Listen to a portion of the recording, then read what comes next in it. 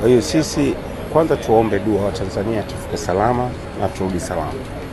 Tunakwenda kwa ajili ya vitu viwili. La kwanza kurudi na mashujaa wetu ambao wamefika fainali, lakini la pili kwenda kushangilia timu ya taifa ya vijana kwenye mchezo wa kesho. Hatuendi kwa ajili ya kumotivate. Nimeona kwenye mitandao, unajua tutaingilia timu ya taifa, wataingia watu kambini. Hakuna siasa, hatuendi kufanya siasa. Tunakwenda kwa ajili ya jambo hili, kushangilia tu na kurudi na timu yetu. That's it. Tunachoomba wa Tanzania watuombe dua, tufike salama, turejee salama na vijana wetu, na insha Allah Mwenyezi Mungu ikimpendeza, kwa jitihada tunazozifanya turudi na kombe. Hao ndio tunaomba wa Tanzania. Na sisitiza, hatuendi kufanya motivation kwenye camp ya timu ya taifa. Tunakwenda kusupport uwanjani, kushangilia, kutoa jasho letu jingi. Kwa hiyo hii iweke vizuri. Na naona watu wanazungumza habari ya motivation, na hapana.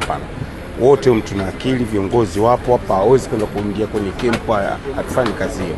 Kazi yetu ni kwenda kushangilia tu basi. Kwa hiyo rais ametoa ndege kwa ajili ya jambo hilo. Naomba dua zenu wa Tanzania. Asante.